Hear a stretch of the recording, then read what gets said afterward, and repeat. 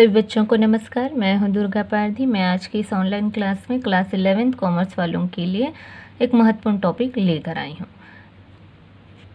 जिसमें मैं आप लोगों को बताऊंगी क्रय बही का अर्थ, क्रय बही का प्रारूप, विक्रय बही का अर्थ, विक्रय बही का प्रारूप और महत्वपूर्ण प्रश्न।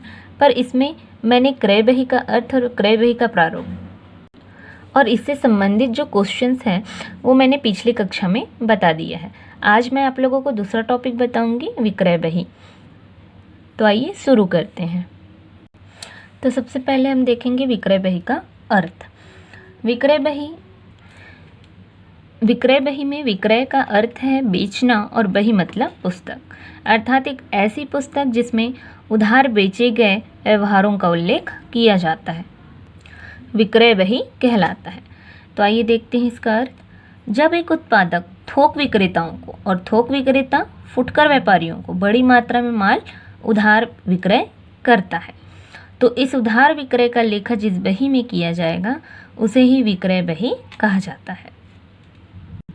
कहने का यह तात्पर्य है कि एक उत्पादक व्यक्ति थोक विक्रेताओं को माल बेचता है और थोक विक्रेता द्वारा फुटकर व्यापारियों को माल बेचा जाता है। तो इनके बीच जब माल को बेचा जाएगा तो बड़ी मात्रा में उधार बेचे गए व्यवहार किए जाते हैं।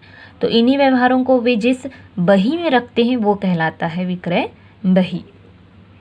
इसे हम विक्रय पुस्तक भी कहते हैं। अब हम देखते हैं विक्रय बही का प्रारूप, जिसमें पहला कॉलम होगा दिनांक का, दूसरा विवरण का, तीसरा बीजक क्रमांक, चौथा खाता पृष्ठ क्रमांक, पांचवा राशि और छठवा है शुद्ध राशि। ध्यान रहे क्रय बही और विक्रय बही दोनों का ही प्रारूप सेम होता है, उसमें लिखे जाने वाले मदों में कुछ परिवर्तन होता है, उसे हम देख लेते हैं। अब हम देखते हैं प्रारूप का स्पष्टीकरण, जिसमें पहला है हमारा दिनांक का कॉलम।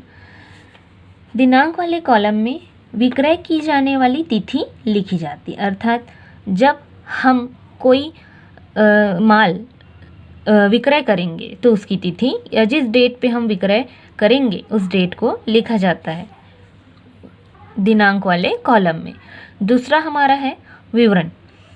इस कॉलम में क्रेता का नाम लिखा जाता है और उसके नीचे बेचे गए माल का विवरण दिया जाता है, अर्थात जिस व्यक्ति को माल बेचा जा रहा है उस व्यक्ति का नाम लिखा जाएगा विवरण में। हमारा तीसरा कॉलम है बीजक क्रमांक। इस कॉलम में हम बीजक का क्रमांक लिखेंगे, अर्थात वह क्रमांक जो वस्तु से संबंधित क्रमांक विवरण में उल्लेखित होता है। जी हाँ, अब हम करेंगे खाता पृष्ठ क्रमांक। इस कॉलम में हम खाता बही की उस पृष्ठ संख्या को लिखेंगे जिस पर संबंधित खाते में खतौनी की गई हो, अर्थात जब हम खाता बही बनाते हैं तो उसमें किए जाने वाले सौदे से संबंधित जो खतौनी की जाएगी उसकी पृष्ठ संख्या लिखी जाती है। पांचवा कॉलम है राशि का कॉलम। इसमें बेचे गए या विक्रय किए गए माल के मूल्य का विस्तार लिखा जाता है तथा इसमें जोड़ना, घटाना और बट्टे को घटाना आदि का कार्य इसी खंड में किया जाएगा। अगला और आखिरी कॉलम है हमारा शुद्ध राशि का कॉलम रहेगा, जिसमें बेचे गए माल की शुद्ध राशि लिखी जाती है जिसका भुगतान करना होता है। विक्रय बही के प्रारूप की व्याख्या जो है, स्पष्टीकरण जो है, सेम लगभग क्रय बही जैसा ही होता है, थोड़ा बहुत जो ही परिवर्तन किया जाता है। जैसे यहाँ विक्रय की राशि लिखी गई है तो वहाँ क्रय की राशि, यहाँ क्रेता का नाम लिखा गया है तो वहाँ पर क्रेता का नाम लिखा जाता है, बाकी सब वैसे ही होते हैं। अब हम विक्रय बही से संबंधित एक प्रश्न देख लेते हैं। एक प्रश्न दिया हुआ है, क्वेश्चन है निम्नलिखित व्यवहारों को विमल स्टोर्स की विक्रय बही में लिखिए। तो पहला, 1 अप्रैल 2000 को कमल को 405 रुपये का माल 10% व्यापारिक छूट पर बेचा गया है। 2 अप्रैल को निर्मल को 650 रुपये का माल 10% व्यापारिक छूट पर बेचा गया है और 10 अप्रैल को किशोर को पुराना फर्नीचर 300 रुपये में बेचा गया है। तो यहाँ पर ध्यान रखिए 1 अप्रैल और 2 अप्रैल की ही एंट्री की जाएगी, 10 अप्रैल की नहीं।